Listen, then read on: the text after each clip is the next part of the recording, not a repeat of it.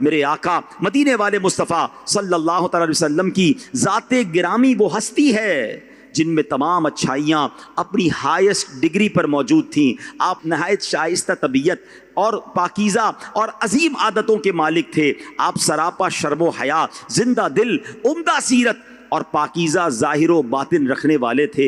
نبی پاک علیہ الصلوۃ والسلام کا سینہ مبارک صاف تھا. آپ اعلیٰ فضائل و مناقب کے حامل، جود و سخا کا منبع، خیر اور بھلائی کا سر چشمہ اور احسان کے اس عظیم مرتبے پر فائز تھے جہاں جانے کے لیے لوگ ترستے اور روحیں خواہش کرتی ہیں. آپ کی اخلاق کی بلندیوں کا اندازہ اس بات سے لگایا جا سکتا ہے کہ آپ کی سیرت قیامت تک باقی رہنے والی ہے اور آپ کی ہر بات شریعت ہے. آپ کا کریکٹر اتنا مضبوط اور روشن ہے کہ دنیا بھر میں مختلف رنگوں، نسلوں اور قوموں سے تعلق رکھنے والے لوگ آپ کی محبت اور اطاعت پر متفق ہیں. بادشاہ ہو یا غلام، بوڑھے ہوں یا جوان، مرد ہو یا عورت، امیر ہو یا غریب، فقیر ہو یا جناب مالدار، ہر ایک نے آپ سے محبت کی اور آپ اپنی شفقت و محبت اور اعلیٰ اخلاق سے ان سب کے دلوں کے بادشاہ بن گئے. آپ نے ان کی روحوں کو اپنا اسیر بنا لیا، اپنے جود و کرم سے انہیں اپنا غلام بنا لیا،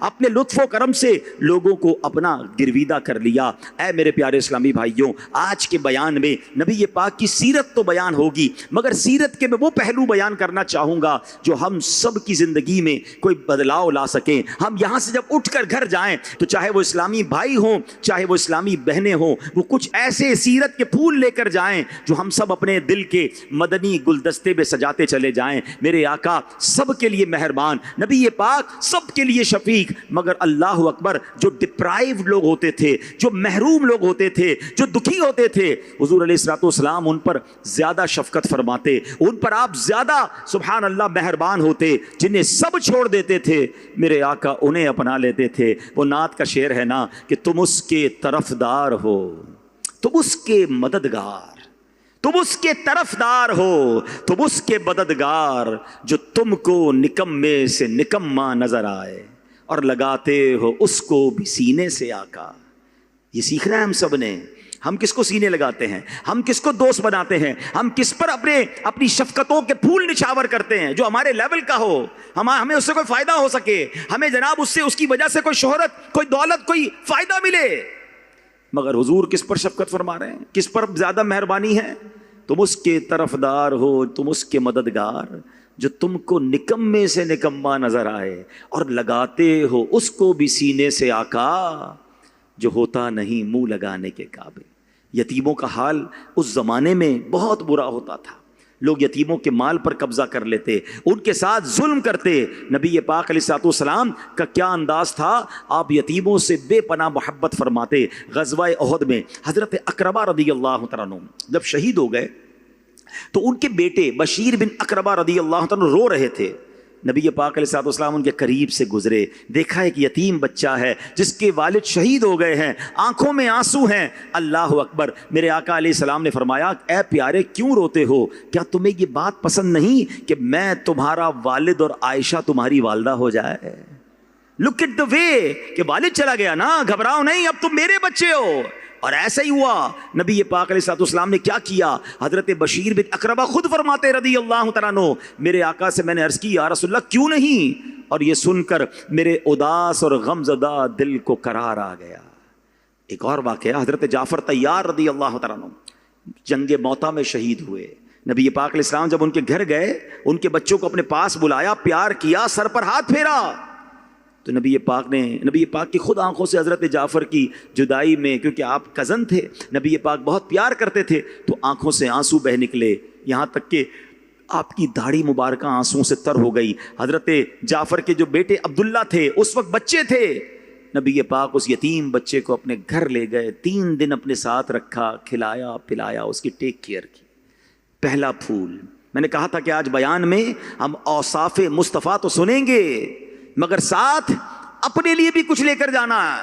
جو آج کے بیان کا پہلا پوائنٹ جو ہم نے لینا ہے کہ یتیموں کے ساتھ اچھا برتاؤ کریں، مسکینوں کے ساتھ اچھا برتاؤ کریں. زمانے میں جو محروم لوگ ہیں ان پر شفقت کریں. اور یتیم کے بارے میں تو نبی پاک علیہ السلام فرماتے ہیں جس کا مضمون ہے کہ سب سے اچھا گھر وہ ہے جس گھر میں یتیم ہو اور اس کے ساتھ اچھا سلوک کیا جاتا ہو.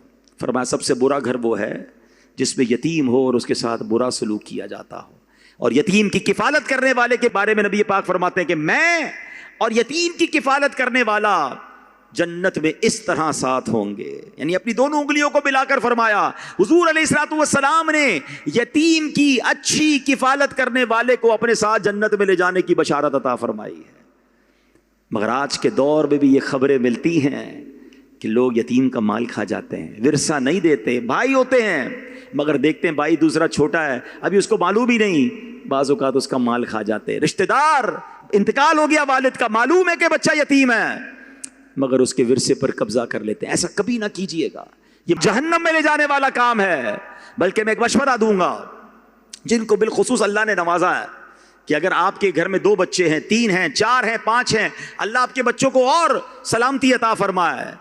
ہونا یہ چاہیے کہ ہم یہ پلان کریں کہ اگر میرے 3 بچے ہیں تو کم از کم 1-2 یتیم بچے جو ہے نا اس کی کفالت بھی میری ذمہ داری ہو. ہم نارملی کاروبار میں کیا کرتے ہیں کہ یار ذرا پراپرٹی کے بزنس کے ساتھ ساتھ کوئی اور بزنس بھی کر لو. کہتے ہیں نا do not put all the eggs in one basket, سارے انڈے ایک باسکٹ میں مت رکھو بھائی, پراپرٹی ڈاؤن ہو جائے گی تو گھر کیسے چلے گا. لوگ 4-5-6 جگہ اپنی انویسٹمنٹ کرتے ہیں تاکہ ہر طرف سے پروفٹ آتا رہے. میں آج اجتماع میں ایک مشورہ دینا چاہوں گا. انشاءاللہ نمازی ہوں گے, آپ روزے رکھتے ہوں گے, آپ نے ماشاءاللہ عمرہ یا حج بھی کیا ہوگا, آپ صدقہ خیرات بھی کرتے ہیں, 4-5-6 جگہ سے نیکی آ رہی ہے نا, یہ والی نیکی بھی اپنے باسکٹ میں شامل کر لیں کہ میں کسی یتیم کی کفالت ضرور کروں گا. کیونکہ نبی پاک علیہ الصلوۃ والسلام نے فرمایا کہ جنت میں ساتھ لے کر جائیں گے تو تلاش کریں اپنے قریب رشتہ داروں میں, اپنے غریب ملازمین میں تلاش کریں. اگر کوئی یتیم بچہ ہے اس بچے کی کفالت لے لیں. یہ نبی پاک کا انداز بھی ہے, یہ سنت بھی ہے, اور آپ کی سیرت سے سیکھنے والا عمل بھی ہے. سبحان اللہ, میرے آقا کی شفقت کا انداز یہ تھا. میں نے کہا نا کہ آپ سب پر مہربان, مگر مہربانی میں ٹاپ پریورٹی کس کو ہوتی تھی؟ جو زیادہ دکھی ہے, جو زیادہ پریشان ہے, جس کو کوئی نہیں پوچھ رہا. آپ بھی کبھی ایسا کر کے دیکھو. اب ذرا غور کریں, صبح ہو گئی, اب صبح سے آج رات ہو گئی ہے نا, آج صبح سے رات تک ہم کس کس سے ملیں؟ آپ بھی چیک کریں, میں بھی چیک کرتا ہوں. اپنے گھر والوں سے ملے ہوں گے, اپنے دوستوں سے ملے ہوں گے, کچھ کاروباری لوگوں سے ملے ہوں گے. وہ سارے لوگ کیسے تھے یار؟ وہ سارے تو میرے قریب کے لوگ تھے, میرے لیول کے لوگ تھے, میرے جاننے والے تھے. اس پورے دن میں کسی ایسے سے ملاقات ہوئی جس سے کوئی نہیں ملتا؟ اس پورے دن میں کسی ایسے کو مسکرا کر دیکھا جس کے سامنے کوئی نہیں مسکراتا؟ پلیز ٹرائی ٹو انڈرسٹینڈ, یہ وہ نیکی ہے, یہ وہ وصف ہے جو آپ کو لوگوں کے لیے ہر دل عزیز بنا دے گا. تلاش کریں ایسے لوگوں کو. کچھ معذور ہوتے ہیں, کچھ غریب ہوتے ہیں, کچھ ڈپرائیوڈ ہوتے ہیں جنہیں کوئی ہاتھ نہیں ملاتا, مسجد کے اندر بھی جاتے کوئی نہیں ملتا. آپ کسی ایسے بندے کو ایک بار سینے سے لگا کر دیکھ لیں, اس کی آنکھوں میں آنسو آ جائیں گے. مگر آپ کے لیے جب اس کے دل سے دعا نکلے گی نا, آپ کو نہیں معلوم آپ کے کتنے دکھ دور ہو جائیں گے. تو یہ جب بھی چلتے پھرتے آتے جاتے کوئی ایسے لوگ نظر آئے نا, رک جائیں, ملیں ان سے, مسکرائیں, پیار دیں, ہو سکے تو کچھ ہیلپ کر دیں. انشاءاللہ آپ اس کی برکتیں دیکھیں گے. اب چلتے میرے آقا علیہ الصلوۃ والسلام قیامت تک آنے والے تمام انسانوں کے لیے رسول بنا کے بھیجے گئے ہیں. جتنی عظیم ذمہ داری آپ کے مبارک کاندھوں پر تھی, اتنی بڑی اور بھاری ذمہ داری کبھی کسی پر نہیں ڈالی گئی, نہ قیامت تک کسی پر ڈالی جائے گی. عام طور پر بڑی ذمہ داریاں انسان کو سخت مزاج بنا دیتی ہیں, لیکن آپ علیہ الصلوۃ والسلام کا معاملہ یہ تھا, آپ نہایت نرم مزاج, شفیق اور رحمت والے تھے. آپ کے مزاج میں سختی نہیں تھی. آپ علیہ الصلوۃ والسلام اپنے صحابہ کے ساتھ مزاح بھی فرماتے تھے, لیکن آپ کے مزاح میں بھی سچ کے سوا کچھ نہیں ہوتا تھا. اللہ اکبر, کتنا سافٹ ماحول تھا نبی پاک علیہ الصلوۃ والسلام کا کہ نبی پاک سے جس کو جو بات کرنی ہوتی وہ بات کر لیتا. آپ علیہ الصلوۃ والسلام سخت مزاج نہیں تھے. ہمارے یہاں کئی ایسے لوگ ہیں جن سے بات کرنے میں بیوی کو ڈر لگتا ہے, جن سے بات کرنے میں ملازم کو ڈر لگتا ہے. ایسا والد ہوتا ہے جس سے بچے بات کرنے میں ڈر رہے ہوتے ہیں. نہیں میرے پیارے اسلامی بھائیوں, کونین کے والی ہیں صلی اللہ تعالی علیہ وسلم, مگر بچوں سے لے کر بوڑھے تک, گاؤں والوں سے لے کر محلے والے تک پیارے آقا سے جو سوال کرنا ہوتا, جو بات کرنی ہوتی, ایوریبڈی ہیو ایکسیس ٹو رسول پاک علیہ الصلوۃ والسلام. اب میں غور کروں کہ میں ایکسیسیبل ہوں, لوگ مجھ سے بات کر سکتے ہیں کہ نہیں, اور اگر ایسا ہے تو اپنے مزاج کو نرم کیجئے, اپنی چہرے پر مسکراہٹ لائیے. مزاح کا ماحول کیسا تھا؟ دیکھیں آج کل ہم لوگ بھی ہنسی مذاق کرتے ہیں, مگر ہماری ہنسی مذاق بعض اوقات دل آزاری پر مبنی ہوتی ہے, کبھی جھوٹ پر مبنی ہوتی ہے. مذاق میں کسی کو ذلیل کیا جا رہا ہوتا ہے, یہ مذاق حرام ہے, یہ دل آزاری والا جائز نہیں. سنو میرے آقا نے کیسے مسکراہٹیں بکھیری, کیسا پیارا انوائرمنٹ تھا رسول پاک علیہ الصلوۃ والسلام کا. ایک بار نبی پاک علیہ الصلوۃ والسلام کی بارگاہ میں ایک شخص آیا, عرض کرتا ہے حضور مجھے سواری کا جانور دے دیں. حضور علیہ الصلوۃ والسلام فرماتے ہیں کہ میں تمہیں سواری کے لیے اونٹنی کا بچہ دوں گا. وہ کہتا ہے حضور اونٹنی کے بچے کو میں کیا کروں گا, اس پہ کیسے سواری کروں گا؟ تو نبی پاک علیہ الصلوۃ والسلام نے فرمایا کہ اونٹ بھی تو اونٹنی کا بچہ ہی ہوتا ہے, میں تمہیں جو بھی اونٹ دوں گا وہ کسی اونٹنی کا بچہ ہی ہوگا نا. Look at beautiful way to talk. اب آپ ذرا امیجن کریں کہ اس وقت جتنے لوگ اس محفل میں موجود ہوں گے, سب کے چہروں پہ کیسی مسکراہٹ آ گئی ہوگی. ایک بڑھیا نبی پاک علیہ الصلوۃ والسلام کی بارگاہ میں آئی, کہتی حضور دعا کر دیں میں جنت میں جاؤں. ٹھیک ہے, بوڑھی خاتون تھی. سرکار دو عالم علیہ الصلوۃ والسلام فرماتے ہیں جنت میں تو کوئی بڑھیا نہیں جائے گی. وہ بوڑھی جو ہے وہ روتی ہوئی واپس جانے لگی. تو نبی پاک نے بلایا اور فرمایا کہ جنت میں جو بھی جائے گا نا, چاہے وہ بوڑھا ہو, جنت میں جب جائے گا تو سب جوان بن کر جائیں گے. جنت میں سب کی ایج 30 ایئرس کی ہو جائے گی, روایتوں میں معلوم ہوتا ہے. تو سبحان اللہ, آپ سوچے کتنی مسکراہٹوں کا تبادلہ ہوا ہوگا. تو اگر کبھی کوئی ایسی بات کرنی بھی ہے جو ماحول کو سافٹ کر دے, تو اس میں دل آزاری نہیں, اس میں جھوٹ نہیں, بلکہ چہروں پر مسکراہٹ آ جائے, تو یہ نبی پاک کی خوبصورت محفل کا انداز ہوتا تھا. اب میں اور آپ غور کریں کہ کیا ہمارے آفس میں, ہمارے گھر میں جب ہم جاتے ہیں تو ٹینس والا ماحول ہوتا ہے, یا ہمارے جانے سے جو ریلیکس ہو جاتے ہیں؟ اللہ کرے کہ اس طرح ہم سمجھ جائیں. نبی پاک علیہ الصلوۃ والسلام کا انداز یہ تھا کہ اپنی ضروریات پر خود کو چاہیے ہوتا تھا, مگر دوسروں کو ترجیح دیتے تھے, پریورٹی دیتے تھے. اسی کو ایثار کہا جاتا ہے. کبھی کسی سائل کو منع نہیں فرما, جو آتا نبی پاک اسے عطا فرماتے. حضرت سہل بن سعد رضی اللہ تعالیٰ بیان کرتے, ایک مرتبہ ایک عورت ایک چادر لے کر حضور علیہ الصلوۃ والسلام کی بارگاہ میں حاضر ہوئی اور عرض کی یا رسول اللہ صلی اللہ تعالیٰ علیہ وسلم, یہ میں نے اپنے ہاتھ سے بنی ہے, یہ آپ کے پہننے کے لیے لائی, اسپیشل آپ کے لیے بنائی ہے. نبی پاک علیہ الصلوۃ والسلام کو چادر کی اس وقت ضرورت بھی تھی, آپ نے وہ چادر فوراً پہن لی. اچھا, اب نبی پاک نے وہ چادر تہبند کے طور پر باندھی تھی. تو اتنے میں ایک صحابی رسول آئے اور کہتے ہیں حضور کیا پیاری چادر ہے, حضور مجھے عطا فرما دیں. نبی پاک تھوڑی دیر محفل میں تشریف فرما رہے, پھر واپس کمرے میں گئے, اور جب دوبارہ آئے تو وہ چادر تہ کر کے اس صحابی رسول کو نبی پاک نے عطا فرما دی. تو باقی صحابہ نے کہا کہ آپ نے کیا کیا؟ حضور کو چادر اچھی بھی لگ رہی تھی, عورت نے بڑی محبت سے بنائی تھی, حضور کو تحفہ پیش کیا, آپ نے سوال کر لیا, آپ کو پتا تو حضور منع نہیں کرتے. تو کہا اللہ کی قسم میں نے بھی اسی لیے مانگی تھی کہ چادر کفن کے طور پر اس چادر کو تبرک کے طور پہ لے جانا چاہتا ہوں. مگر ہمیں کیا سیکھنے کو ملا کہ شفقت فرمانے والے, پریورٹی دینے والے, دوسرے مسلمانوں کو ترجیح دینے والے. مگر آج حال یہ ہے کہ مسلمان کا مائنڈ سیٹ یہ بن گیا ہے میرا کام سیدھا ہو جائے, باقی کسی کا بیڑا غرق ہوتا ہو تو ہو جائے. مسلمان یہ نہیں ہوتا. مسلمان وہ ہے جو اپنے لیے پسند کرے, وہ دوسرے کے لیے پسند کرے. سمجھیں آپ کی زندگی گزارنے کا سارا فارمولہ موجود ہے. میں اب آپ سب سے پوچھتا ہوں, آپ میں سے کون ہے جو چاہتا ہے کہ میرے ساتھ کوئی زیادتی کرے, میرے ساتھ کوئی ظلم کرے, مجھے ذلیل کرے, میری غلطی پر معاف نہ کرے, مجھے سودا بیچے تو دھوکے سے بیچے, مجھ سے کاروبار کرے تو جھوٹ بولے؟ ہے آپ میں سے کوئی جو چاہتا ہے؟ جب آپ یہ نہیں چاہتے کہ یہ سارے برے کام میرے ساتھ نہ ہوں, تو پھر آپ بھی تو کسی کے ساتھ نہ کریں نا.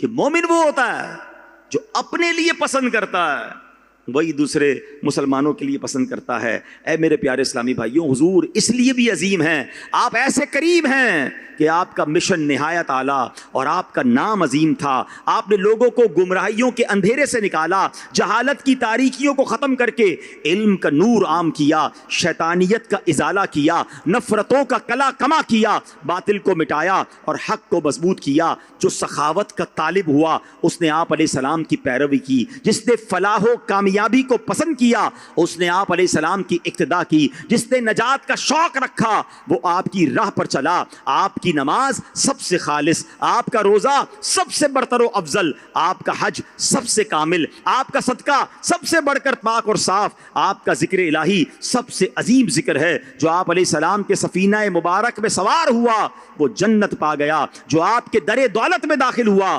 اسے امن و امان مل گیا. جس نے آپ کی رسالت کی رسی کو تھام لیا وہ سلامت رہا. جس نے آپ علیہ السلام کی پیروی کی وہ ہدایت پا گیا اور گمراہی سے بچا. اے میرے پیارے اسلامی بھائیوں, بیان کے شروع میں میں نے کہا تھا حضور علیہ الصلوۃ والسلام کی سیرت کے مختلف پہلوؤں پر بات کریں گے. اب بات کرتے ہیں نبی پاک والد کے طور پر کیسے تھے, بحیثیت والد کیسے تھے. آج بہت بڑی تعداد میں یہاں ایسے لوگ موجود ہوں گے جو والد ہوں گے. آئیے میں آپ کو بتاتا ہوں کہ نبی پاک بحیثیت والد کیسے تھے. اور اولاد اور والد کا جو رشتہ ہے نا, اللہ اکبر, دنیا میں ایسا بے لوث رشتہ کوئی اور نہیں ملتا. رشتے تو بہت ہے دنیا میں, مگر ان تمام رشتوں میں ایک رشتہ ایسا ہے جس کی عظمت, جس کی گہرائی, جس کی شفقت اور جس کی بے لوث قربانی کو لفظوں میں بیان کرنا مشکل ہے. اور وہ ایک رشتہ ہے باپ کا, والد کا اپنی اولاد سے رشتہ. اور سبحان اللہ, کہتے ہیں نا دنیا میں ایک ہی شخص ہوتا ہے جو چاہتا ہے کہ میرا بیٹا مجھ سے آگے بڑھ جائے, وہ والد ہی ہوتا ہے. اور کون چاہتا ہے مجھ سے آگے آپ بڑھ جائیں؟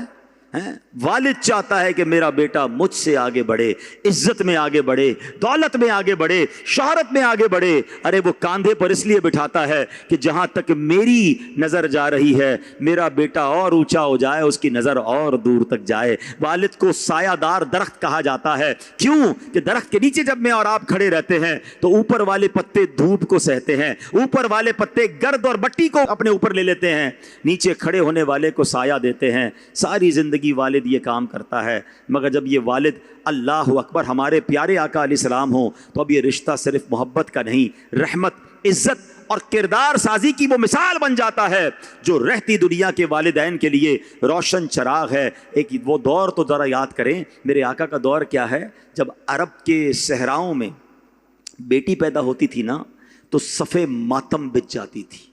والد کا چہرہ سیاہ ہو جاتا تھا, سارا دن منہ چھپائے گھومتا تھا, سوچتا تھا کہ اس کو بچی کو باقی رکھنا ہے یا زندہ دفن کر دینا ہے. جی ہاں, بچی کے پیدا ہونے پر اس طرح ماتم ہوتا تھا, اس طرح تکلیف ہوتی تھی جیسے اللہ نہ کرے کوئی بہت بڑی سزا مل گئی ہے. بیٹا پیدا ہو تو جناب تحفے اور دعوتیں ہو رہی ہیں, اور بیٹی پیدا ہونے کو ذلت تصور کیا جاتا تھا. قرآن کیا کہتا ہے, اس دور کا حال کیسا تھا؟ اللہ اکبر, قرآن مجید سورہ نحل کی آیت نمبر 58 اور 59 میں فرماتا ہے, اور جب ان میں کسی کو بیٹی ہونے کی خوشخبری دی جاتی ہے تو دن بھر اس کا منہ کالا رہتا ہے اور غصے سے بھرا ہوتا ہے. اس بشارت کی برائی کے سبب لوگوں سے چھپا پھرتا ہے. کیا اسے ذلت کے ساتھ رکھے گا یا اسے مٹی میں دبائے گا؟ میرے آقا اس دور میں آئے ہیں اور قرآن کہتا ہے خبردار, یہ کتنا برا فیصلہ کر رہے ہیں. اب ایسے دور میں نبی پاک وہ عظیم ہستی ہیں جنہوں نے سب سے پہلے بیٹیوں کو عزت دی, ان کی ولادت پر خوشی منائی, ان سے پیار, محبت اور لطف و کرم سے پیش آئے. ہمارے پیارے آقا نے تو بیٹیوں والوں کو جنت کی بشارتیں عطا فرمائیں. حضور فرماتے ہیں جس کا مضمون ہے جس کی 3 بیٹیاں ہوں, اچھی خدمت کرے, اچھی تربیت کرے, اس پر جنت واجب ہو جاتی ہے. صحابی رسول کہتے ہیں حضور کسی کی 2 بیٹیاں ہوں, آقا فرماتے 2 بیٹیاں ہوں تب بھی جنت واجب ہو جاتی ہے. ایک اور صحابی عرض کرتے ہیں حضور اگر کسی کی 1 بیٹی ہو, آقا فرمایا 1 بیٹی ہو پھر بھی جنت واجب ہو جاتی ہے. یاد رکھیے جب اولاد ہونا تو بینگ اے فادر سب سے پہلا اچھا کام یہ کہ ان کے اچھے نام رکھے جائیں. آج کل نام کے معاملے میں بھی عجیب ریس لگی ہوئی ہے. نام رکھنا ہے اور یونیک رکھنا ہے, ایسا نام رکھنا ہے جو پورے محلے میں کسی کا نہ ہو, بلکہ اس کا معنی بھی کوئی نہ بنتا ہو, بلکہ معنی غلط بھی بنتا ہوتا تو بھی فکر نہیں ہوتی. ارے اللہ کے بندوں, ایسا نام کیوں رکھنا ہے؟ نام وہ رکھیں جو اللہ والوں کے نام پر ہو, ان کی نسبت ملے, ان کی برکتیں ملے, صحابہ کے نام, اہل بیت کے نام. تو کوشش کریں اپنے بچوں کے پیارے نام رکھیں. اور سبحان اللہ پھر اولاد کے لیے اچھے رشتے تلاش کرنا یہ والدین کا کام ہے. نبی پاک نے بحیثیت والد کیا پیارے رشتے تلاش کیے. آپ کے تمام بیٹے جو تھے وہ نبی پاک علیہ الصلوۃ والسلام کی حیات طیبہ میں اپنے بچپن کے عالم میں ہی دنیا سے چلے گئے, مگر بیٹیاں جو بڑی ہوئیں نبی پاک نے رشتے کہاں کیے. حضرت زینب رضی اللہ تعالیٰ کی شادی نبی پاک نے ابو العاص بن ربیع رضی اللہ تعالیٰ سے فرمائی, اور سبحان اللہ میرے آقا ان کی تعریف حدیث میں فرماتے اس نے جو مجھ سے بات کہی سچ کہی, جو وعدہ کیا پورا کیا. وہ ایسے سبحان اللہ اچھے انسان تھے. اور اس کے بعد نبی پاک نے سبحان اللہ حضرت رقیہ کا جہاں تک تعلق ہے ان کی شادی کس سے کی؟ حضرت عثمان بن عفان رضی اللہ تعالیٰ عنہ سے. حضرت رقیہ کا جب وصال ہو گیا, حضرت ام کلثوم کی شادی پھر نبی پاک نے حضرت عثمان سے کی اور فرمایا اگر میری 100 بیٹیاں ہوتی اور ایک کے بعد ایک ان کا انتقال ہوتا تو اپنی ساری بیٹیاں عثمان بن عفان کے نکاح میں دے دیتا. کیا شاندار ہستی ڈھونڈی. آقا فرماتے ہیں کہ میری امت میں سب سے زیادہ پیکر شرم و حیا اور معزز و مکرم عثمان ابن عفان رضی اللہ تعالی عنہ ہیں. اور سبحان اللہ جب بات آتی ہے بی بی فاطمہ خاتون جنت رضی اللہ تعالی عنہ کی تو نبی پاک نے ان کا رشتہ کس سے کیا؟ مولا کائنات مولا علی شیر خدا کرم اللہ تعالی وجہ الکریم سے. اب مجھے اور آپ کو سیکھنے کے لیے کیا مل رہا ہے؟ میں نے کہا تھا نا ہم بیان بھی کرتے رہیں گے, اپنے لیے سیکھنے کے مدنی پھول بھی لے کر جاتے رہیں گے. سیکھنے کو یہ مل رہا ہے, ہم بھی تو اپنے بچوں کی شادی کرتے ہیں, کیا دیکھتے ہیں؟ مال کتنا ہے, خاندان کیسا ہے. لڑکے والے کیا دیکھ رہے ہیں؟ جہیز کتنا ملے گا. اچھا لڑکی خوبصورت ہے کہ نہیں, پڑھی لکھی ہے کہ نہیں, 3-4 چیزیں دیکھنی ہیں بس. اچھا لڑکا ڈھونڈنا ہے, دکھتا کیسا ہے, پیسہ کتنا ہے, کماتا کیا ہے, خاندان کون سا ہے, کوئی بڑی برائی تو نہیں. اچھا ہمارے نزدیک بھی بڑی برائی ہم نے اپنی مرضی کی بنائی ہوئی ہے, شرابی تو نہیں, جواری تو نہیں, نشہ تو نہیں کرتا. یہ 3-4 چیزیں ہیں. یقیناً شراب پینا حرام, مگر آپ کو پتہ ہے نماز نہ پڑھنا اس سے بڑا حرام ہے. آج تک کسی نے سوچا کہ ہم نے نمازی لڑکے سے شادی کرنی ہے یا با پردہ عورت سے لڑکی سے ہمارے بچے کی شادی کرنی ہے؟ ان تمام چیزوں میں سب سے بڑھ کر چیز میں آپ کو بتاؤں جو چیک ہی نہیں ہوتی ہے, وہ ہے ایمان, وہ ہے عقیدہ. آپ اپنے بیٹے کی شادی اگر کہیں کر رہے ہیں تو وہ لڑکی آنے والے دنوں میں آپ کی آنے والی اولاد کی ماں بننے والی ہے. اس کا عقیدہ کیا ہے, اس کا ایمان کیا ہے, اس کی پاکیزگی کا عالم کیا ہے؟ بی بی فاطمہ خاتون جنت رضی اللہ تعالی عنہا وہ عظیم خاتون ہیں, اللہ اکبر, کہ جو اپنے بچے کو جھولا دیتی تھی تو قرآن سنایا کرتی تھی. حسنین کریمین کو اللہ اکبر کس شاندار انداز سے انہوں نے تربیت کی. مگر آج کیا ہم یہ سب چیزیں دیکھ رہے ہیں؟ پلیز میں ماں باپ سے بات کر رہا ہوں, بینگ اے پیرنٹس یہ آپ کی ذمہ داری ہے کہ اپنے بیٹے کے لیے ایسی لڑکی ڈھونڈے جو آنے والی نسلوں کی بہترین ماں بنے. بلکہ میں ان نوجوانوں سے بات کرنا چاہتا ہوں جن کی شادی ہونے والی ہے, اپنے بچوں کے لیے ایسی ماں ڈھونڈو کیونکہ ماں بچوں کی پہلی درسگاہ ہے. ماں با پردہ ہے, با حیا ہے, ایمان والی ہے, پھر دیکھیں بچوں میں بھی نیکی جاری رہے گی. بالکل اسی طرح اگر آپ اپنی بچی کے لیے لڑکا تلاش کر رہے ہیں تو آپ نے تو اپنی بچی کو دین سکھایا, پردہ سکھایا, اللہ رسول کی محبت, صحابہ اہل بیت کی محبت دکھائی, اور اب اس گھرانے میں بچے کے ساتھ شادی کر دی کہ جہاں پردہ ہی نہیں ہے, جہاں بے حیائی ہے. اچھا جہاں پر اولیاء کرام کے بارے میں الٹی باتیں ہو رہی ہیں, صحابہ کے بارے میں غلط باتیں ہو رہی ہیں, آپ نے دیکھا ہی نہیں. آپ نے تو یہ دیکھا کماتا کتنا ہے. اچھا پھر یہ بھی نہیں دیکھتے کماتا کتنا, یہ کوسچن مارک ہے, کہاں سے کماتا ہے. یہ سوچا اگر حرام کما رہا ہے تو آپ کی بیٹی کو حرام کھلائے گا نا, آنے والی نسلوں کو بھی حرام کھلائے گا. اور معاذ اللہ اگر سود کا کام کرتا ہے تو پھر یہ تو اللہ سے جنگ ہے. ہم یہ تو دیکھ رہے ہیں کہ مالدار ہے کہ نہیں, یہ تو سوچو مال آ کدھر سے رہا ہے. Please we have to check our priorities. کیا شاندار رشتے نبی پاک نے اپنی بچیوں کے کیے, ساری دنیا کے لیے ایک مثال ہے. ایک بات آج یاد رکھ لو, اور میں ان نوجوانوں سے, میری بہنیں بھی مجھے سن رہی ہوں گی, اللہ کرے آپ کے جن کے رشتے نہیں ہوئے اچھے اور نیک خاندانوں میں رشتے ہوں. ایک پریورٹی یاد رکھنا, رشتہ اس سے کرنا جو اللہ کو راضی کرنے والا ہے. یاد رکھنا جو رب کو راضی رکھے گا نا, اللہ اس کی آنے والی زندگی میں اسے راضی کر دے گا. اور آپ نے رشتہ وہاں کیا جو رب کو ناراض کرنے والا ہے, رزلٹ کے لیے پھر آپ تیار رہیے. سرکار دو عالم علیہ السلام نے فادر ہونے کی حیثیت سے, والد ہونے کی حیثیت سے کیا شاندار انداز پیش کیا. کاش یہ بات ہم سمجھ سکیں. اور اللہ اکبر, بی بی فاطمہ رضی اللہ تعالیٰ عنہ سے پیار کیسا تھا. ایک جگہ فرماتے ہیں بے شک فاطمہ میرے جگر کا ٹکڑا ہے, مجھے وہ چیز تکلیف دیتی ہے جو اسے دیتی ہے. اللہ اکبر, بی بی فاطمہ جب نبی پاک کے پاس آتی نا تو حضور اپنی بیٹی کے استقبال کے لیے کھڑے ہو جاتے, ان کے ہاتھوں پر بعض اوقات بوسہ دیتے, اپنی جگہ بٹھاتے, اور نبی پاک علیہ السلام بی بی فاطمہ کے پاس جب جاتے وہ ادب سے کھڑی ہو جاتی اور حضور کے ہاتھوں کا بوسہ دے کر اپنے پاس بٹھاتی. یعنی رہتی دنیا کو یہ پیغام دیا کہ بیٹیوں کے ساتھ پیار کیسے کرنا ہے, اولاد کو عزت کیسے دینی ہے. بعض اوقات والدین یہ کہتے نظر آتے ہیں کہ ہماری اولاد ہماری عزت نہیں کرتی, ہماری اولاد جو ہے ہمیں ہماری رسپیکٹ نہیں کرتی. لیکن یہ بھی دیکھ لیں کہ آپ بھی ان سے محبت سے پیش آتے ہیں کہ نہیں. بعض والدین اتنے سخت ہوتے ہیں, اپنے بچوں کے لیے اس قدر شدت کرتے ہیں. میں نہیں کہتا اولاد کو ڈس رسپیکٹ کی اجازت ہے, والدین جتنی سختی کریں اولاد کو ادب کا ہی درس ہے. مگر آج کے دور میں والدین کو یہ ریئلائز کرنا ہوگا کہ ہمیں اپنے بچوں کو پیار دینا ہے, شفقت دینی ہے. بچے بڑے ہو جائیں تو مشورے میں شامل کریں, فیملی کے معاملات میں, کاروبار کے معاملات میں انہیں انوالو کریں تاکہ انہیں اونرشپ فیل ہو. سبحان اللہ, میرے آقا اپنی ازواج سے, اپنی مبارک ازواج سے مشورے کیا کرتے. حضور علیہ الصلوۃ والسلام اپنی ازواج کے ساتھ کیسے تھے بحیثیت شوہر. اب اگر بات کروں میں, اللہ اکبر, حضور خود فرماتے ہیں صلی اللہ تعالی علیہ وسلم, تم میں بہترین وہ ہے جو اپنے گھر والوں کے ساتھ بہترین ہے. اور سن لو, میں تم سب سے زیادہ اپنے گھر والوں کے ساتھ بہترین ہوں. گھر کا کام کاج کرتے, گھر والوں کے ساتھ مزاح فرماتے, خوشگوار ماحول ہوتا ہے. گھر والوں کو یہ فیل نہ ہوتا کہ اتنا عظیم لیڈر, ساری دنیا کی ذمہ داری جن کے کاندھوں پر ہے.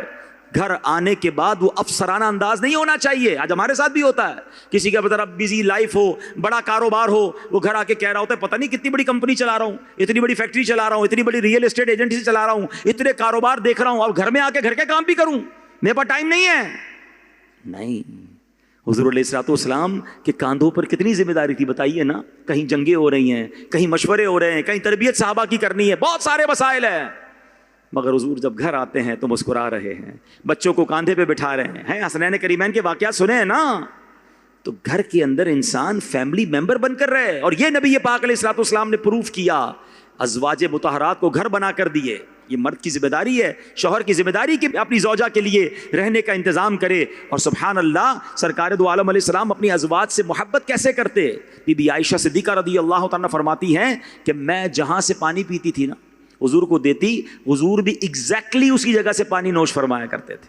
کبھی کبھی میں گوشت, ہڈی لگا ہوا گوشت میں جب نوچ کے کھاتی تھی حضور کو پیش کرتی, حضور ایگزیکٹلی اسی جگہ سے وہ گوشت تناول فرمایا کرتے. محبت والی بات, پیار والی بات, سافٹنس والی بات. ایک بار نبی پاک علیہ الصلوۃ والسلام نے حضرت خدیجہ کے بارے میں فرمایا کہ مجھے ان کی محبت عطا کی گئی ہے. اور ایک بار بی بی عائشہ صدیقہ رضی اللہ تعالیٰ سے فرما رہے ہیں کہ کیا کس بات پر راضی نہیں ہو کہ تم دنیا اور آخرت میں میری زوجہ ہو. بی بی عائشہ فرماتی ہے کیوں نہیں, خدا کی قسم میں راضی ہوں. آپ نے فرمایا تو تم دنیا اور آخرت میں میری زوجہ ہو. اپنی فیملی کے ساتھ محبت کا اظہار, اپنے بچوں کے ساتھ محبت کا اظہار, اپنے فیملی کے کام آنے والا انداز. یہ نبی پاک بحیثیت شوہر اور فیملی ممبر تھے. بہت سارے اسپیکٹ میرے پاس ہیں, اور میں نے شروع میں کہا تھا کہ میرے آقا کی شان تو وہ ہے کہ بیان کرتے چلے جائیں. وہ شاعر کہتے ہیں نا, زندگیاں ختم ہوئیں اور قلم ٹوٹ گئے, آقا تیرے اوصاف کا ایک باب بھی پورا نہ ہوا. دلدار بڑے آئے, محبوب بڑے دیکھے, جو دیکھے سبھی ان کے قدموں میں پڑے دیکھے. مگر اب میں زندگی کے, آقا علیہ السلام کی زندگی کا ایک آخری پہلو جو مجھے آج کے بیان میں بیان کرنا ہے, ورنہ باتیں تو بہت ساری ہیں, مگر میں کوشش کروں گا کہ وہ پہلو ضرور بیان کروں جو آج کے دور میں ہم سب کے لیے بہت زبردست, جس کی ایگزامپل ہے, اور ہم سب کو اس میں سے سمجھنا ہے کہ نبی پاک علیہ الصلوۃ والسلام بحیثیت فاتح, کانکرر, فاتح. جب بھی ہم نام سنتے ہیں نا پیارے اسلامی بھائیوں, تو ہمارے ذہنوں میں کیا آتا ہے؟ تلواریں, لشکر, خون, میدان جنگ, یہی سب نا.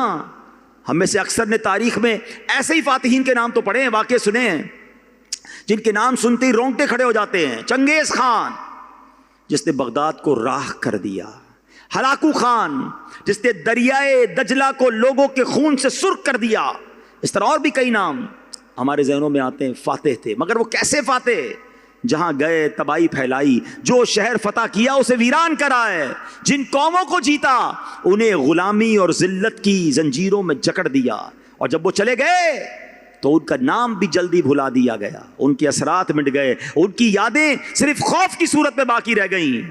اب ذرا سوچئے, رکیے, ہاں رکیے, کیا کوئی ایسا فاتح بھی گزرا ہے؟ ذرا سوچتے ہیں, جس نے فتح کے بعد تلوار نہ اٹھائی, جس نے جیت کر بھی معاف کیا، جس کی فتح نے خون نہیں بہایا بلکہ آنسو پہنچے، جس کی فوج نے شہر فتح کیا لیکن ایک گھر بھی نہ لوٹا۔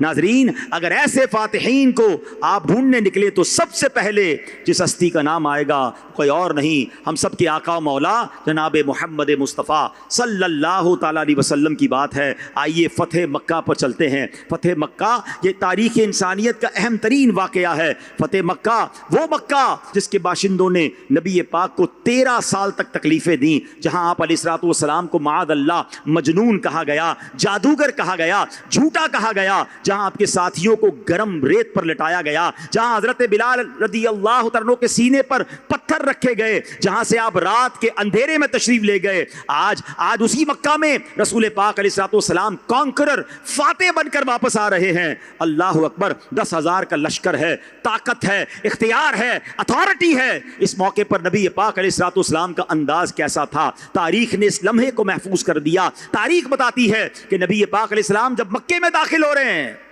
تو آپ نے اپنا سر مبارک عاجزی سے اتنا جھکایا ہوا ہے کہ آپ کی داڑھی ہے وہ اونٹ سے لگ رہی ہے، اونٹ کی گردن کو چھو رہی ہے، آنکھوں سے آنسو جاری ہیں اور زبان پر اللہ کی تسبیح جاری ہے۔ فخر نہیں ہے، معاذ اللہ آج کا کوئی فاتح ہو تو غرور ہو، جاہو جلال ہو، تکبر ہو، اور نبی پاک عاجزی کے ساتھ سر جھکا کر اللہ کا نام لے کر مکے میں داخل ہو رہے ہیں۔ فتح مکہ کے موقع پر نبی پاک علیہ السلام نے رحمت، عفو، درگزر اور اعلیٰ اخلاق کا جو بے مثال مظاہرہ کیا، تاریخ میں اس کی مثال نہیں ملتی۔ آپ نے جنگ بھڑکانے کی کوشش نہیں کی، کسی سے ذاتی انتقام نہیں لیا، بلکہ سب لوگوں کے لیے سلامتی اور امان کے دروازے کھول دیے۔ سوائے چند بڑے مجرمین کے مکہ مکرمہ میں داخل ہوتے ہی نبی پاک نے امیزنگ اعلان کر دیا، جو ابو سفیان کے گھر میں داخل ہو گیا اس کے لیے امان ہے، جس نے ہتھیار ڈال دیے اس کے لیے امان ہے، جس نے اپنا دروازہ بند کر لیا اس کے لیے بھی امان ہے۔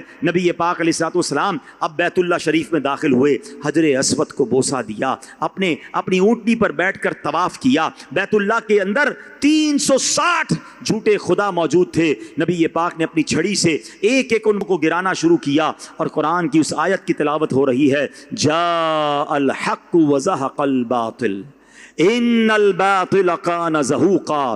سچ آ گیا اور باطل مٹ گیا، بے شک باطل مٹنے والا ہے۔ اور وہ جھوٹے خدا جو تھے وہ منہ کے بل گرتے جا رہے تھے۔ اب نبی پاک نے نماز ادا کی اور بیت اللہ کے دروازے کو کھول دیا۔ ذرا سوچو نا مسلمانوں کی خوشی کا عالم کیا ہوگا۔ پہلے نبی پاک علیہ السلام یہاں سے کس تکلیف میں گئے اور اس سے پہلے کتنا ستایا گیا۔ نماز پڑھنے پر مارتے تھے، اذان دینے پر مارتے تھے، کعبے کا طواف کرنے پر مارتے تھے۔ اے مسلمانوں، آج ہمیں نماز پڑھنے سے کوئی نہیں روک رہا، ہمیں اذان دینے سے کوئی نہیں روک رہا، ہم ہیں جو مسجدوں میں کم جاتے ہیں۔ ایک وقت تھا نماز پہ مار پڑتی تھی، اب سنیے کیا ہوا۔ ایمان کی کیفیت کے ساتھ اور دل کے کانوں سے ذرا اب میں جو الفاظ بیان کرنے جا رہا ہوں یہ سنیے گا، یہ آج کے بیان کا لاسٹ اینڈ امپورٹنٹ میسج ہے۔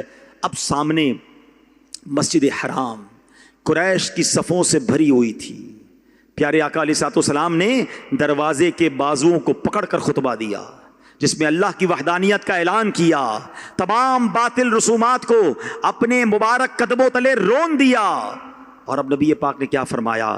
ایک خدا کے سوا اور کوئی معبود سچا نہیں، اس کا کوئی شریک نہیں۔ خدا نے اپنا وعدہ سچ کیا اور اپنے بندے کی مدد کی اور کافروں کے گروہوں کو سنگل ہینڈڈلی تنہا شکست دی۔ خطبے کے بعد نبی پاک اب متوجہ ہوئے، مسجد بھری ہوئی ہے۔ یہ وہی لوگ تھے جنہوں نے نبی پاک کی راہ میں کانٹے بچھائے تھے، جنہوں نے آپ کو مجنون کہا تھا، جنہوں نے آپ کو جادوگر کہا تھا، جنہوں نے شاعر کہا تھا۔ وہی لوگ تھے جنہوں نے آپ پر نماز کی حالت میں آپ کی مبارک پیٹھ پر گندگی ڈالی تھی۔ یہ وہی لوگ تھے جنہوں نے پیارے آقا کے صحابہ کا سماجی بائیکاٹ کیا تھا، 3 سال تک شاب ابی طالب میں بھوکا پیاسا رکھا تھا۔ یہ وہی لوگ تھے جنہوں نے آپ کے پیارے چچا حضرت حمزہ کو شہید کر کے ان کی مبارک جسم اقدس کا مسلح کیا تھا، جنہوں نے آپ کے صحابہ کو تپتی گرم ریت پر لٹایا تھا۔ میرے آقا رات کی تاریکی میں مجبوراً مکہ چھوڑ کر گئے تھے۔ یہ سارے لوگ موجود تھے۔ نبی پاک کے ساتھ جو قریش کے لوگوں نے سلوک کیا تھا نا، سب ان کے پیش نظر تھا۔ وہ خوف زدہ تھے، لرز رہے تھے کہ اب کیا سلوک کیا جائے گا۔ اب نبی پاک علیہ الصلوۃ والسلام نے پوچھا، کیا سوال کیا؟ اے گروہ قریش، تم کیا گمان کرتے ہو آج تمہارے ساتھ کیا کیا جائے گا؟ اللہ اکبر. وہ کہتے ہیں ہم آپ سے اچھے سلوک کی توقع رکھتے ہیں. آپ شریف بھائی اور شریف بھائی کے بیٹے ہیں. اے میرے پیارے اسلامی بھائیوں, سچ بتاؤ, اگر آج اس موقع پر کوئی اور فاتح ہوتا تو شاید کہتا آج تمہیں اچھا سلوک یاد آ رہا ہے. جو تم نے میرا ساتھ کیا اس وقت تمہارا اچھا سلوک کیا تھا؟ یاد ہے جب تم نے میرے ساتھیوں کو گرم لیٹ پر لٹایا تھا؟ آج وہی ریت تمہارے لیے تیار ہے. یاد ہے جب تم نے میرے چچا کو شہید کیا تھا؟ آج ہر خون کا بدلہ لیا جائے گا. یاد ہے جب تم نے ہمیں 3 سال تک بھوکا پیاسا ایک گھاٹی میں رکھا تھا؟ آج تمہاری باری ہے, آج تمہارے حساب کا دن ہے. ناظرین ذرا غور کیجئے پیارے اسلامی بھائیوں, کوئی اور ہوتا تو شاید ان سب کا ایک ایک کر کے حساب لیتا. جو تاریخ اسے انصاف بھی کہتی, مگر یہ وہ لمحہ ہے, اس لمحے کا تاریخ میں اور کوئی لمحہ ثانی نہیں ہے. 10,000 کا لشکر ہے, طاقت ہے, اقتدار ہے, اتھارٹی ہے, مگر نبی پاک نے کیا فرمایا؟ وہ عظیم اعلان, لا تثریب علیکم اليوم فاذهبوا انتم الطلقاء. آقا فرماتے ہیں آج تم پر کوئی الزام نہیں, جاؤ تم سارے آزاد ہو, سب کو معاف فرما دیا. ناظرین بس یہی تو الفاظ تھے, نہ لمبی تقریر تھی, نہ طویل فہرست تھی, نہ شرائط تھے, نہ معاہدے تھے, بس ایک جملہ, معافی کا جملہ. اس جملے نے کمال کیا کیا؟ اس جملے نے وہ کام کر دیا جو لاکھوں تلواریں نہیں کر سکتی. جن دلوں میں سالوں سے نفرت تھی وہ ایک جملے سے پگھل گئے. جن آنکھوں میں خوف تھا وہ آنکھیں اس ایک جملے سے آنسوؤں سے بھر گئیں. جو لوگ دشمن بن کر آئے تھے وہ اس ایک جملے کے بعد عاشق بن کر لوٹے. جن ہاتھوں نے کبھی آپ پر پتھر پھینکے تھے وہی ہاتھ اب بیعت کے لیے آگے بڑھنے لگے. جن زبانوں نے کبھی گستاخیاں کی تھیں وہی زبانیں لا الہ الا اللہ پکار رہی ہیں. وہ قریش جو صبح تک دشمن تھے شام تک مسلمان ہو گئے. یہ سلسلہ رکا نہیں پیارے اسلامی بھائیوں. اب عرب کے قبیلے در قبیلے مسلمان ہونے لگے, وفود کے وفود مدینے کا رخ کرنے لگے. یہ تھی اصل فتح. تلوار کی فتح نہیں, محبت کی فتح. خوف کی فتح نہیں, معافی کی فتح. انتقام کی فتح نہیں, رحمت کی فتح. بتاؤ نا, ہلاکو خان کو یاد کیا جاتا ہے نفرت کے ساتھ, مگر سبحان اللہ میرے آقا کو آج 1400 سال سے زیادہ عرصہ ہو گیا ہے, لیکن نبی پاک کو دنیا کے ہر کونے میں, ہر زبان میں, ہر اذان میں, ہر نماز کے درود میں, ماؤں کی لوریوں میں, بچوں کی تعلیم میں, ہر جگہ ہر وقت محبت سے یاد کیا جاتا ہے, کیونکہ نبی پاک نے دلوں کو فتح کیا تھا.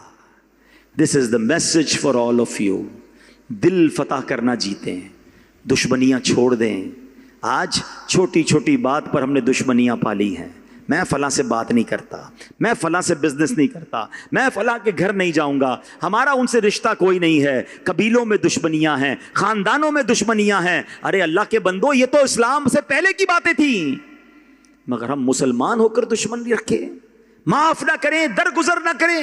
کوئی ہے ایسا اس ہال میں جس پر, اس پر یا اس کی فیملی پر اتنا ظلم ہوا ہو جتنا نبی پاک اور صحابہ پر ہوا تھا؟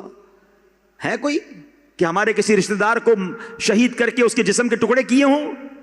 کیا کر دیا ہمارے رشتہ داروں نے, کیا کر دیا ہمارے مسلمان بھائیوں نے؟ ارے ہو گئی غلطی. تھوڑی سی زندگی ہے, محبت کے ساتھ جینا ہے, نفرت کے ساتھ نہیں. تو آج کے اجتماع سے یہ پیغام لے کر جانا ہے کہ حضور علیہ الصلوۃ والسلام دشمنوں کو معاف کرنے والے, نفرتیں نہیں محبتیں پھیلانے والے ہیں. تو میری ذات بھی نفرت نہیں محبت پھیلائے گی. میں حضور کا امتی ہوں نا. شعر تو سب کو یاد ہوگا, سلام اس پر کہ جس نے خون کے پیاسوں کو کوائیں دی, سلام اس پر کہ جس نے گالیاں سن کر دعائیں دی. کبھی ہوا زندگی میں ایسا گالی سن کر ہم نے دعا دی ہو؟ ہم تو کہتے ہیں میں بتاتا ہوں, میرے کو گالی دیا, بتاتا ہوں مجھے کتنی گالیاں یاد ہیں. نہیں پیارے اسلامی بھائی, یہ آج سیکھ کر جائیں. اگر واقعی حضور علیہ السلام سے, ان کی سیرت سے کچھ لے کر جانا ہے. یہ عورتوں میں زیادہ پرابلم ہے کہ فلاں رشتہ دار کے گھر نہیں جانا, فلاں کو معاف نہیں کرنا, دعوت میں نہیں بلایا تھا, بلایا تو اچھا کھانا نہیں کھلایا, پراپر طریقے سے رسپیکٹ نہیں دی, اچھا تحفہ نہیں دیا, اپنے بچے کی شادی میں بھول گئے. ارے چھوڑ دو, ایسی باتیں ہو جاتا ہے. اور یہ یاد رکھیے کہ ایک مسلمان دوسرے مسلمان سے قطع تعلق کی کرے, یہ اسلام میں سخت ناپسندیدہ ہے. تو اے میرے پیارے اسلامی بھائیوں، میں صرف 3-4 زندگی کے گوشے نبی پاک کے بیان کر سکا. واللہ ایسی کمال ہستی ہے میرے آقا کہ بیان کرتے چلے جائیں. ہر ایسپیکٹ آف دا لائف، زندگی کا ہر گوشہ ہمارے لیے رول ماڈل ہے. واقعی اگر زندگی اچھی گزارنی ہے تو میرے آقا کی سیرت کو پڑھیں. مشورہ دوں گا، اپنے گھر میں سیرت مصطفیٰ کتاب لیجئے، خود بھی پڑھیں، اپنے بچوں کو بھی پڑھائیں، اور سب مل کر دیکھیں کہ میرے آقا کی مبارک حیات کیسی تھی. ہر شخص کو تاجر ہو، میں تو تاجر بحیثیت تاجر بھی لایا تھا اپنے لیے کافی ساری چیزیں لے کر، لیکن اب وقت کافی ہو گیا. تو بہرحال اگر کوئی تاجر ہے، کوئی لیڈر بننا چاہتا ہے، کوئی لا میکر بننا چاہتا ہے، کوئی قانون ساز ادارہ کھولنا چاہتا ہے، کوئی انصاف کا ماحول بنانا چاہتا ہے، واللہ میرے آقا سب کے لیے رول ماڈل ہیں. آپ پڑھیں تو صحیح نبی پاک کی سیرت کو. ہر جہت نرالی ہے، ہر کمال نرالا ہے، ہر وصف نرالا ہے. اللہ اکبر. بریلی کے تاجدار لکھتے ہیں نا کہ وہ کمال حسن حضور ہے کہ گمان نقص جہاں نہیں، یہی پھول خار سے دور ہے، یہی شمع ہے کہ دھواں نہیں. میرے آقا ایسے باکمال ہیں کہ جن کے بارے میں نقص تو دور کی بات ہے، نقص کا گمان بھی نہیں ہے. سبحان اللہ. شہنشاہ سخن لکھتے ہیں ایسا تجھے خالق نے طرحدار بنایا، یوسف کو تیرا طالب دیدار بنایا. اعلیٰ حضرت کے شعر پر اپنی گفتگو کو اب ختم کرنے جا رہا ہوں کہ جتنا بھی بیان کر لیں آخر میں یہی جملہ زبان پر آتا ہے کہ لیکن رضا نے ختم سخن اس پہ کر دیا. لیکن رضا نے ختم سخن اس پہ کر دیا، خالق کا بندہ خلق کا آقا کہوں تجھے. اللہ نے اپنے حبیب کو ایسا بنایا. اللہ ان کی سیرت پر عمل کرنے کی توفیق عطا فرمائے. چند باتیں عرض کر سکا کہ سافٹ ہو جائیں، آسان ہو جائیں، نرم ہو جائیں، اچھے والد ہو جائیں، اچھے شوہر ہو جائیں. اگر میری بہنیں سن رہی ہیں وہ اچھی ازواج بنیں، اچھی بیٹیاں بنیں، اور اللہ اکبر ہم محبت اور پیار سے رہیں اور معاف کرنے والے بن جائیں، درگزر کرنے والے بن جائیں. ایسی پیاری باتیں دعوت اسلامی کے اجتماعات میں سکھائی جاتی ہیں. مجھے امید ہے جو آئے ہیں توجہ سے سن رہے ہوں گے، کچھ لے کر جائیں گے. اگر ایسے اجتماعات میں آتے رہیں گے، بیانات سنتے رہیں گے، ہمارے اندر بھی تبدیلی، ہمارا دل بھی بدلنا شروع ہو جائے گا. ہم بھی انشاءاللہ نیکی کی طرف گامزن ہو جائیں گے. تو ایسے اجتماعات کہاں ملیں گے؟ مدنی چینل پر ملیں گے، دعوت اسلامی کے سوشل میڈیا اکاؤنٹس میں ایسے بیانات ملیں گے. اور سبحان اللہ، فیضان مدینہ کراچی کبھی کبھی موقع نکال کر آیا کریں تو وہاں ایک عظیم الشان ہر جمعرات اجتماع بھی ہوتا ہے، سیٹرڈے نائٹ مدنی مذاکرہ بھی ہوتا ہے. تو یہ کنیکٹیوٹی رہے گی تو انشاءاللہ ہم بدلنے والے ہو جائیں گے. اللہ مجھے بھی عمل کرنے کی توفیق عطا فرمائے، آپ کو بھی نصیب فرمائے. آمین بجاہ النبی الامین.